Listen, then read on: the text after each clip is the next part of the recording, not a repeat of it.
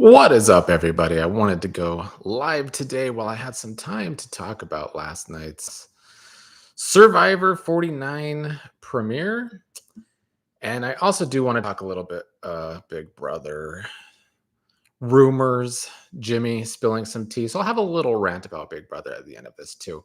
But this will mostly be about the Survivor 49 premiere. If y'all watched along with me, it's the first time I'm talking about Survivor on this channel in a couple of years. Not gonna lie, the last three seasons of Survivor 46, 47, 48 have been a chore for me to watch. I only actually got through 47. So 46, I didn't watch all the episodes, and last season I didn't finish. So yeah. Shout out to all LRG Coke in the chat. Hello, how are you? All right, but let's talk about this premiere. So, yeah, anyone that has been watching any of my videos for a while now probably knows I don't like to hold back my thoughts because, literally, what's the point of giving my opinions if I'm gonna hold back in the first place? So, I felt like this premiere was a lot similar to the past 8 premieres of the 40s, where the casting part is a big part of the problem. I'm gonna give my initial thoughts on all the casts as we go through this episode and as I go through my notes. But I'm really tired of the copying and pasting of archetypes on this show. I feel like you could find a cast member from this season, you could go back to the past 8 seasons, and you could find one, if not multiple players that are very, very similar, if not exactly alike.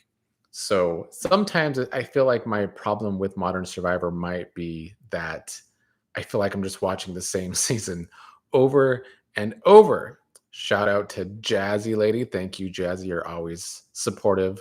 Shout out Morgan. Hello, Morgan. I'm definitely going to give my thoughts on Rizzo and the map cheating when we get there. But yeah, the 40s seasons to me personally have felt like the same season over and over. And that's not to say that I don't like some of the members of this cast. There are players that I do like, but we'll get through them. My positive for the premiere is that there was no special power chat, no looking for an immunity idol. It was refreshing that for a premiere was literally none of that. And that's a good thing in the new era where I feel like that won't last because I feel like every season of the last 9 has had at least, well, 8 have had at least one episode where the entire episode revolves around powers and power talk. So I assume that will happen eventually, but let's get to this premiere. So I'm going to be referencing the tribes by color because I'm not good at the names or remembering the names. Although I do remember the yellow tribe is Hina. I always want to call them Haina, which is like a Spanish term for your girl, for your honey. And I do feel like the yellow tribe is going to be my honey, my Haina of the season because I do like their energy. I do like how pumped up they were when they first got to the sand. From moment one, they were bringing good energy and excitement. And then after winning the first challenge, that all kind of continued. And then, of course, they later placed first in the immunity challenge as well when they came in. Well, after they came in, chanting their name. So clearly, they are the tribe, at least off the bat, with the best chemistry. I could see Yellow continuing to win some comps. Probably not all of the challenges, but in this episode, though, because they did win a lot, I feel like they got the least amount of airtime of all of the tribes. So we didn't get to learn too much about their possible drama. In typical Jeff modern Survivor fashion, I feel like the guys got way more screen time in this tribe specifically than the women. Jason probably made the biggest impression from that tribe to me. He started by telling everyone he was an alternate who barely made the cast at the last minute. So I honestly think that he was probably a big part of the excitement, and a big part of his excitement was why I feel like he had a good first day. I feel like he had so much adrenaline, it was going to be hard for him to have a bad first day when he just learned he was actually going to be a part of the cast. So I think that excitement from him overshadowed the nerves. And I feel like that was why he was a big part, along with Christina, for them doing so well on that first puzzle together. Let me see what's happening in the chat. LRG Coke said, I like this cast so far. Jake trauma dumping and cheating on his wife with Alex are choices too. I mean, yeah, we'll get to Jake. I want to like Jake, but he has his own issues. But back to the Yellow Tribe. Let's see who else is on this tribe. Steven got a lot of screen time, or at least enough screen time to give us insight into him. We learned about his hearing problems growing up, and that after a girlfriend was annoyed that he couldn't hear her, kind of led him to getting hearing aids, and him learning that his silent farts were not as silent as he thought. So the hearing aids must work very well. But along with that, I do feel like he got a paranoid edit, which leads me to believe that his paranoia is either going to screw someone he's close to over or screw himself over. I feel like you never want a paranoid edit in one of these games. When I edit my little web series that I do, the web series games I do sometimes on this channel, I like to edit a paranoid player because it's entertaining, but you don't want to be that player that's being super paranoid because it doesn't bode well for your game usually, though they are one of my favorite players to watch. I think I like watching paranoid players because they will be mess at some point. So at some point, because of his paranoia, he might be mess. Jazz Lady says, I like the Yellow Tribe thus far as well. Yeah, they definitely have the most positive vibes, but I'm sure that's because they were winning so much too. Also on this tribe was Matt, someone who definitely tried to bro down with Steven. Pre-game, Matt is the one in his interviews who said, I believe he was like fine being an underling to a smarter player, and rocket scientist Steven might indeed be that smarter player. Matt also got a bit of a hero edit for being the one to start the fire when the rest of the tribe couldn't. He seems to be more of an outdoorsy person than the rest of the tribe. I like that he was an older player with experience outdoors, but wasn't like the leader. That's actually very refreshing. And it goes with what he said pregame, that he doesn't want to lead. He wants to be an underling. So him waiting for the tribe to like fail and then becoming the hero, it was a good way of actually showing you guys might actually need me for now, which as an older player, I think is a very big deal. So Matt had a good episode. The women on the tribe, I feel like Christina probably got the most screen time of the women on the Yellow Tribe, though I don't know if it was all good screen time. She came across to me as very extra. Her phobia of birds being her most extra part of the episode. She is definitely loud, so I don't know if that will eventually get to some people on the tribe, but her along with Jason were definitely the most helpful to get them that first win, in my opinion, with the puzzle. I feel like Christina did her part with the puzzle too, even though Jason got the better edit. And so she deserves some credit for that.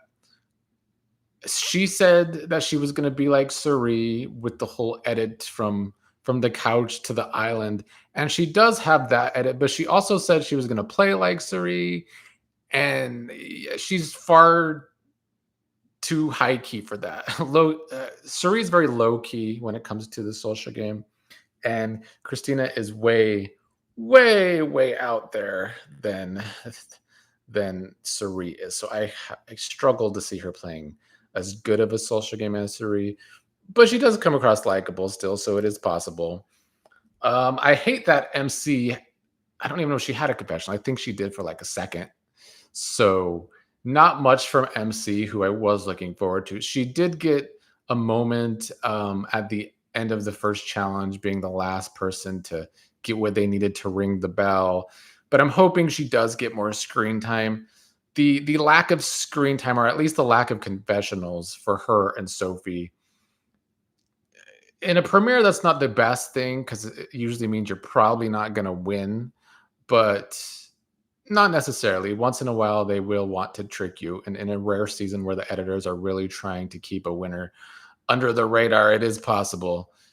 Sophie was definitely completely forgettable, which is not a great thing when there's another Sophie in the game on a different tribe getting a lot of airtime. So I don't know if this Sophie on the yellow tribe is going to be remembered unless something big happens with her in the jury phase of the game. Hello, Esther in the chat. Allergy Coke says, I hope she's my Felicia this season. Felicia, in what regard, Allergy Coke? I will see what you say and then I'll respond. You mean Felicia from Big Brother with Cerie? Is that what you're saying? In the meantime, I will move on to, well, I guess before I get to the other tribes, we have to talk about the second place tribes trying to win their supplies as well. So the yellow team won their supplies in the challenge. So blue and red had to choose a person to go against each other to try and win supplies. Alex volunteered from the blue team, which really, really impressed Jake on that team. Like Allergy Coke said in the comments that he wanted to cheat on his wife with Alex. And then Rizzo volunteered from the red tribe. And so it turned out that Rizzo, being very afraid of it being a puzzle, was very right to be afraid of it being a puzzle because he really, really does suck at puzzles. Apologies for the sirens, is why I don't like to do lives over here sometimes. So I'm going to let that pass. Let me see what you're saying. Sophie and MC literally were Ghost versus Sophie without an E, who is everything so far. Agree, Allergy Coke. Yes, Felicia from BB25. I mean, she is as extra as Felicia from BB25. I feel like Felicia is older, though, and a little more wiser than Kristen. So we'll see if she can make it as far as Felicia did in Big Brother 25. I do think she might have more in common with Felicia than Cerie, though. You're probably right about that. Back to Rizzo versus Alex. So Rizzo really, really sucked at the puzzle of the map. They had to do a puzzle of a map and then find the X on the map in the sand and dig for a will to get their supplies. Rizzo basically got smoked in the puzzle very hard. He was very smoked. He even forgot a puzzle piece at one point. So Alex got his puzzle done long before Rizzo. But you could tell by the edit that something was going to happen here because then Alex started to try and dig and was not digging hard enough, or he started panicking and was digging in different places. I don't know exactly what happened with Alex's digging, but it gave Rizzo time to catch up. But the way Rizzo decided to catch up was by, he's on Survivor. So he decided he can cheat to win the puzzle. So he started using Alex's puzzle to see where his puzzle pieces go, which eventually did help Rizzo finish the puzzle, find his buried treasure before Alex, and win the supplies for his tribe. I'm trying very hard to not dislike Rizzo. I mean, if you've watched my channel long enough, you know that if there's a popular opinion on someone that someone is so great and I can't see why they're so great, it makes me want to feel the complete opposite about them and dislike them. I have not fallen for the Rizzo propaganda from the editors and from Jeff and the fact that he's on the next season yet. But I am also trying not to dislike him. I can see how he's endearing. And when he won the challenge the way he did, I was like, okay, that's savvy. You got your comeback. But then he cried about it in his confessional. And he did it in a way about how he was so proud, just so proud of himself. One of the proudest things he's ever done. Cheating to win a challenge is one of the proudest things he's ever done. And I'm sorry, but that's so lame. Like, I know Survivor casts lames these days, but we all know that if this was Big Brother, we would be dragging his ass over being so proud about a cheating win. Like, please get a grip. So my jury is still out on Rizzo. He was shoved down our throats in the confessionals. He by far probably had the most confessionals. I didn't look an exact count, but he had to have had the most confessionals. So it's going to make it hard on my quest to not strongly dislike the guy if he continues to be shoved down our throat in every episode. But yeah, Jazz Lady seems to agree. Jazz Lady says points or something should be taken away. I guess because it wasn't like an official challenge with Jeff there, anything goes and you can cheat to win your puzzle. That's, I guess, the way I took it. But we would all be complaining on Big Brother if there was like a live competition and we saw someone cheating and get away with it. It happens a lot on live feeds. So I thought it was really ridiculous that he was so proud about that win, though, when he cheated to do it. Anyways, Rizzo returned his supplies that he won to the tribe, which I think should help his social game on that tribe, at least for now. But his tribe, the Red Tribe, definitely has the most interesting tribe dynamic so far, or at least the way the edit is showing us, because we barely got to know the Yellow Tribe dynamics, in my opinion. But on Red, we have Shannon, the free spirit. She is preaching peace and love. She is the one that I said on my cast assessment said a whole lot of nothing in her pregame interview answers. And I feel like she said a whole lot of nothing in her confessionals. But she's one of the kind of out there spiritual people on the season. She is also the one I talked about being a Libra moon, like myself. So people in real life usually like us. And she's also a Gemini rising. So she's going to do socially very well. And I feel like both of those rang true in this episode. To me, she seemed like she would be annoying, but she seemed very well liked by her tribe. A lot of people want to work with Shannon. She personally feels like her and Sage are soul sisters. I felt like Shannon, as the episode went on, talked a lot, but Sage was the person on the tribe people like Jawan were saying talks too much. So, yeah, I don't know. I felt like, as for Jawan, his edit was entertaining at least. He had good confessionals. He made the game seem like a movie a lot, which is probably why he nerded out so hard when he found out Nate worked on Marvel movies before. But before we get more into Jawan, we probably have to talk about Savannah. From Savannah's first confessional about being a former journalist, she said something like her past job is going to make this an easy $1 million to win, because being a reporter in the past and a journalist in the past is going to make her social game pop. And lines like that have historically been lines some winners have made, even going back to the very first winner, Richard Hatch on Survivor One. But also, those lines in the first episode sometimes can mean egg on her face later in the season. But either way, I feel like with Savannah's edit in the first episode, she's going to be a big player, or she's going to try and do something big and fail at some point in the season. I do feel like Savannah is starting in a great position.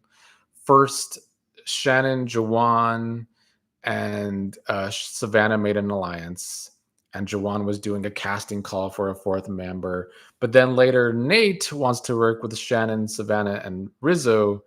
So that, of course, would leave Savannah and Shannon in the middle. By the edit, Savannah seems like the more savvier player strategically, but I do still think Shannon might be the stronger social player, like I said, even if she doesn't get annoying anyway. Savannah was already getting annoyed with Shannon's Zen yoga sessions. So I guess if anyone in episode 1 got a slightly villainous edit, it was Savannah. Later, when Jawan was trying to make fire, he was getting frustrated with himself, and Savannah didn't seem to like that frustration, and it wasn't someone she wants to work with. From Savannah's pregame answers, she was the main person looking for a strong alliance. She wants that alliance to have everyone's back. I think she will be the one to want to choose her final alliance now that she's in the middle. But also think the middle might be more muddy than the edit is showing us, because I do think Nate and Jawan seemed to had a bond to start the episode. They didn't choose each other for the alliance yet, but Nate was still trying to cast for that. Let's see what y'all are saying before I move on to our messy tribe of the season.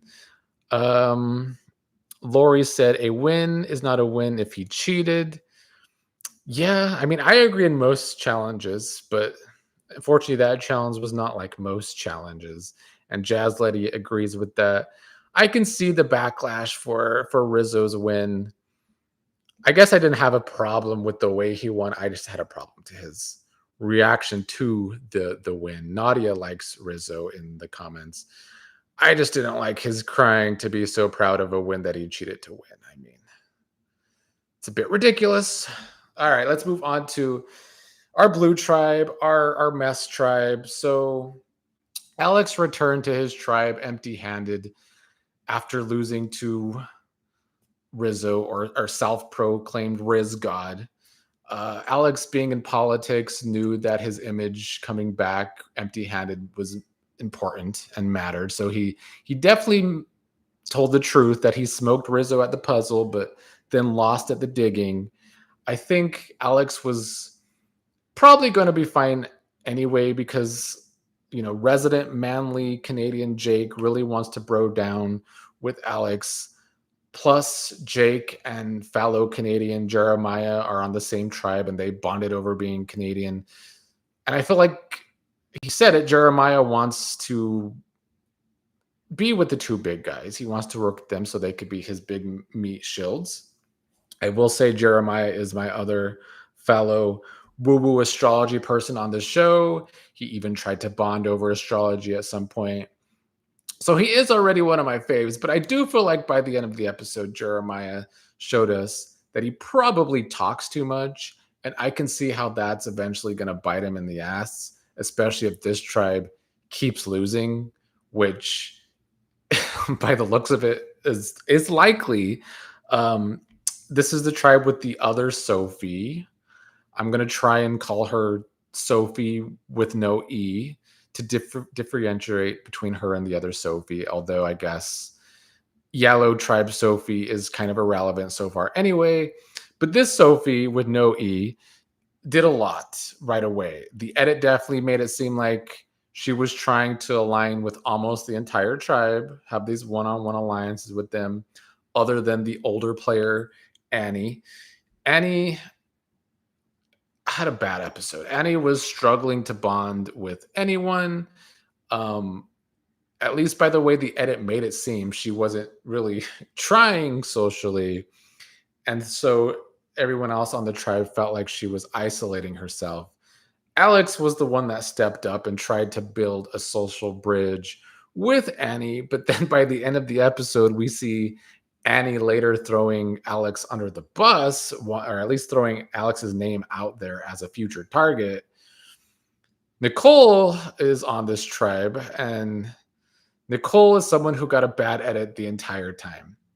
I felt, at least by the start of the second hour of the premiere, which I watched live with commercials, that either Nicole had a good chance of going home because I was pretty sure this tribe was going to lose, or maybe it was a misdirect. Jake was hiding Nicole's shoes at some point because he thinks it's funny, and that seems to be a thing he wants to keep doing. But I don't know, is that not a way to piss off the rest of the tribe? I feel like it's an easy way to piss off the rest of the tribe if he keeps doing it and they get annoyed by it. So yeah, all in all, this tribe was a mess in every way, from Jake saying he's on Survivor while his wife is about to give birth to their first kid. And then Nicole fell down pretty hard when they were just trying to build the shack. They definitely made it seem like this was going to be the rough cast. I mean, the rough tribe on the cast. LRG Coke said, Alex is likable, so I think he was coming back safely regardless. I agree. He's definitely, so far, has the best social game on that tribe from the edit. Nadia says, I'm not sure who's who, but I like the guy with the growth spurt in high school, not Rizzo. Oh, that's Steven. So you like Steven, the one with the hearing problem. Dina the Explorer says, show your support of the channel by clicking like. Thank you, Dina. Appreciate it. You can all go ahead and click like. Nadia said, I also like the guy trying to make the fire and failing, and the one who made the fire. So Jawan and Matt, I believe, is who you're talking about. Let's get back to this tribe. So yeah, anyway, it was no surprise that Blue Tribe lost the first immunity challenge. Nicole and Annie were definitely the weakest members on the challenges. Annie was slow every time she was paired with Jake, and I feel like every time Jake basically had to carry Annie through the challenges. And Nicole kept failing at the puzzles when each competition had a puzzle towards the end of the challenge, of course. And then during the challenge for immunity, Nicole spits in Jeremiah's face, spits water in his face after he asked how to get the mud off his face and out of his eyes. And I do feel like the spit in the face had to be another nail in Nicole's coffin. Like I get it, and it worked a little bit, but nobody wants to be spit in the face when you're just getting to know the person, I would assume. So after the challenge, Sophie with no E quickly threw both Annie and Nicole out there as targets. Jake wanted Nicole out of the two, which I think was because of Nicole's body type. She's a heavier girl. I wonder if Jake didn't want to target Annie because they worked together on the challenges, and maybe as the bro that's into fitness and probably on a lot of human growth hormone, I feel like he maybe respected that at least Annie tried in the challenge from the physical aspect of the challenge.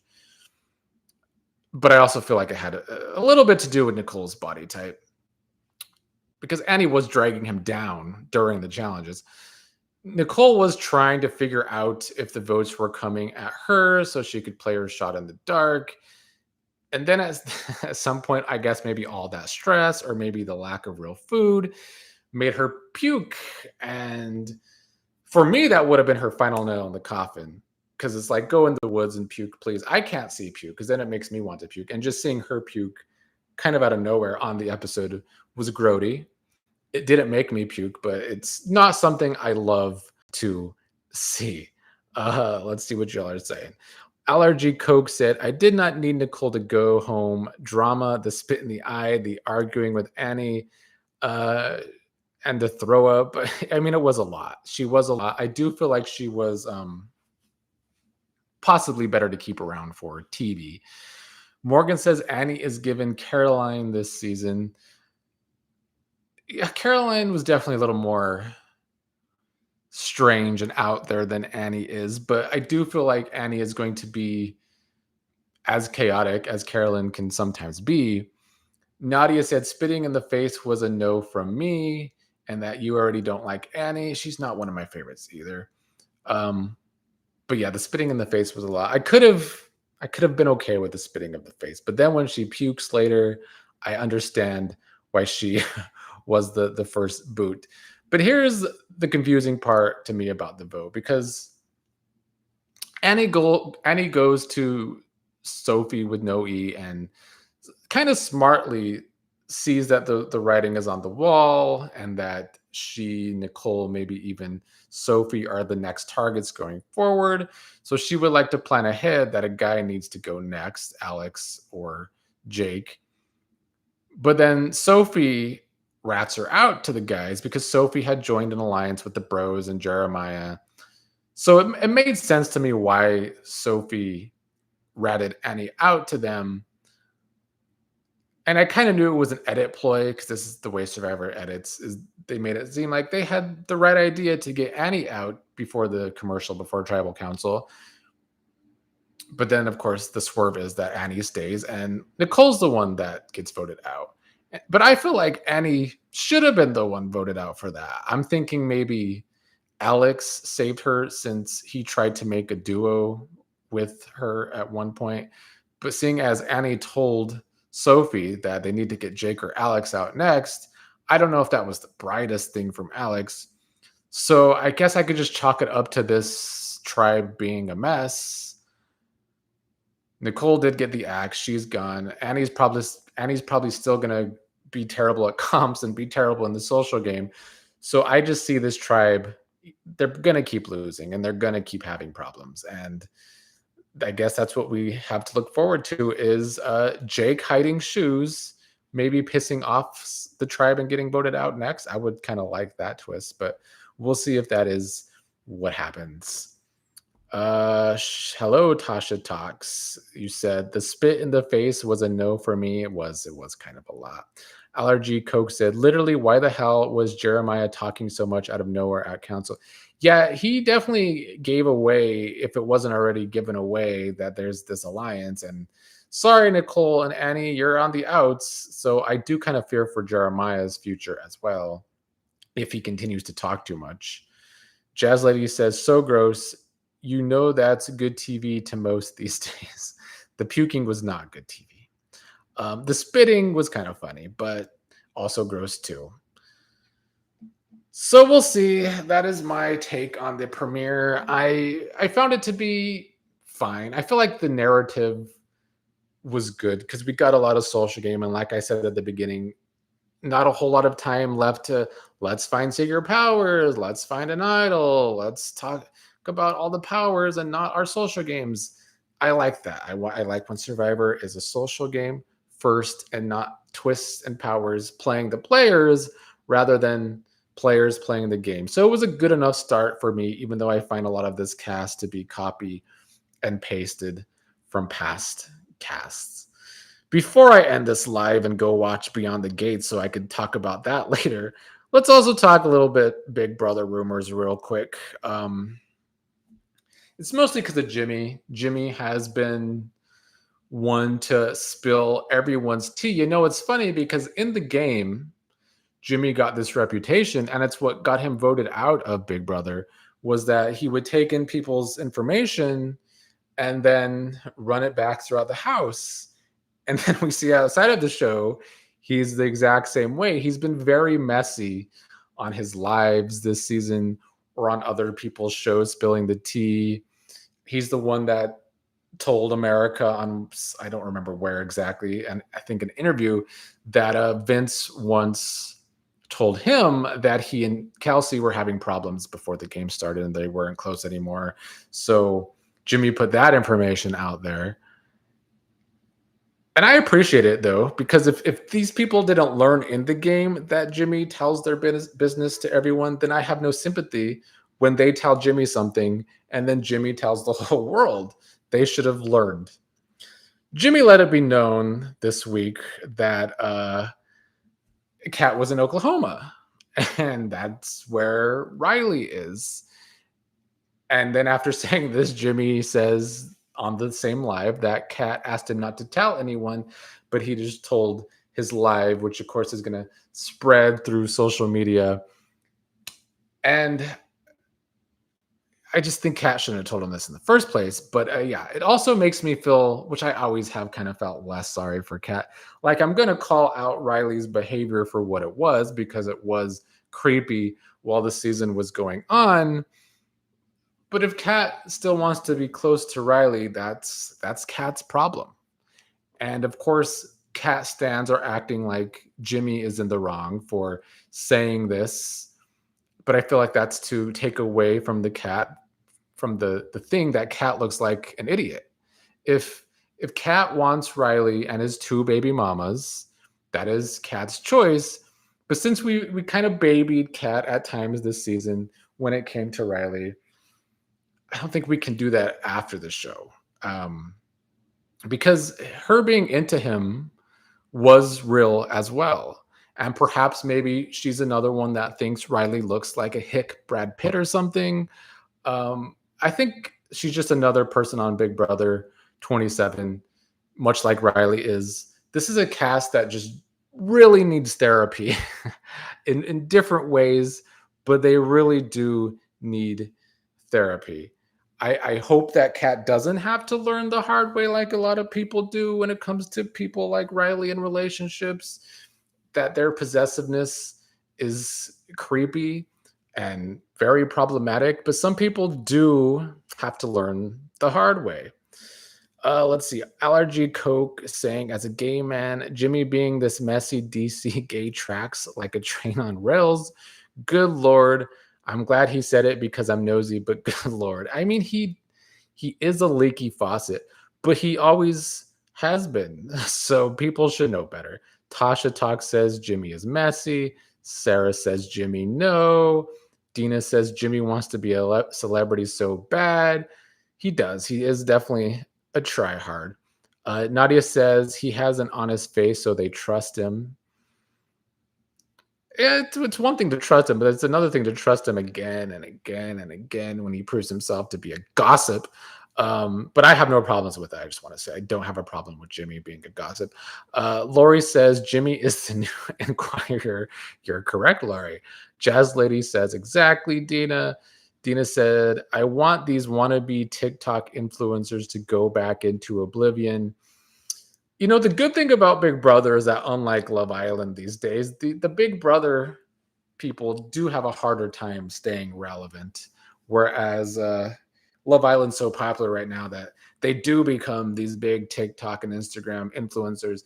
But on Big Brother, they don't get as popular. So most of them will go back into obscurity. And then when next season's coming around, they're going to really try really hard to stay relevant, like the first boot from last season. Nadia says Rylie is not attractive. You couldn't tell that to Mickey and Kat, apparently.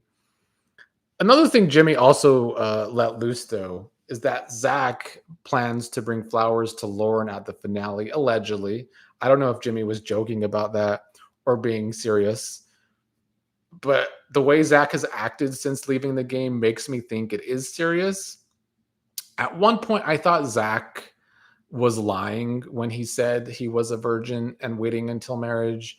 But the fact that he's still so down bad over Lauren outside of the game, after all of the times Lauren has said, let's take it slow after the game or let's get to know each other after the game, I feel like a public display of affection is not taking it slow and seems very desperate from Zach, but it tracks for the way Zach has acted since leaving the game.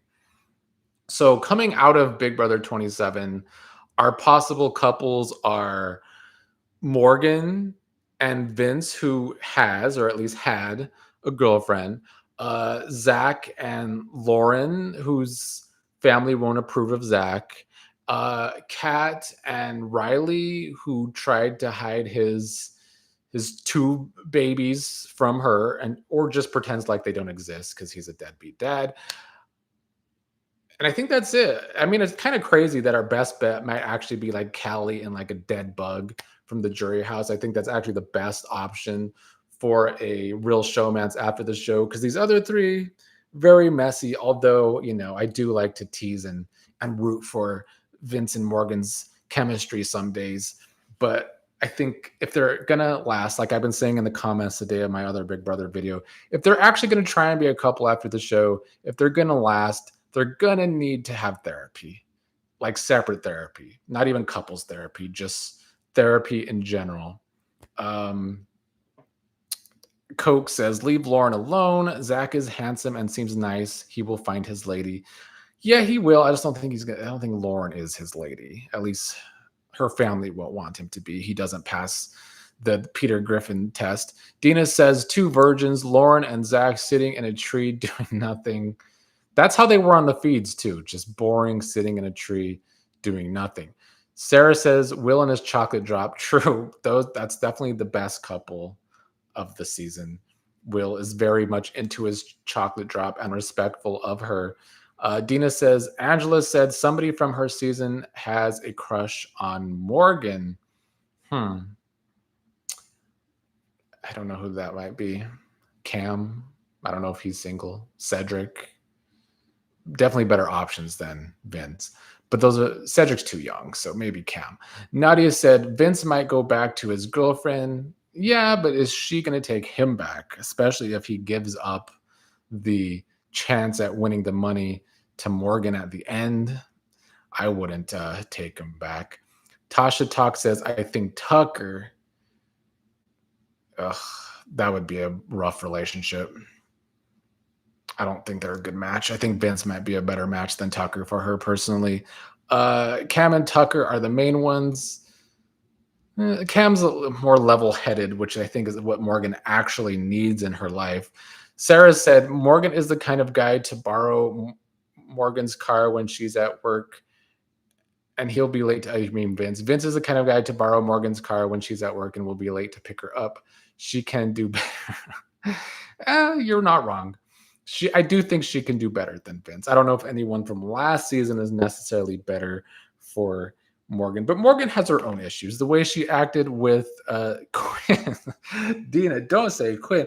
You know, Quinn deserves love too, but he would simp after her the same way that Vince is doing, because Quinn was the biggest simp the show's ever seen. Vince is still not at the levels Quinn was with Leah, and Morgan was not at the same levels with Zach that Quinn was with Leah. He's the biggest simp of all time. But maybe if that's what Morgan wants, then that will be good for Morgan. All right. Anyway, I want to thank you all for joining me. I will see you all tomorrow. Dina said she said it wasn't shout out to my homies ass, so it wasn't Cam. It leaves Quinn, Tucker. I don't think it's Cedric. All right.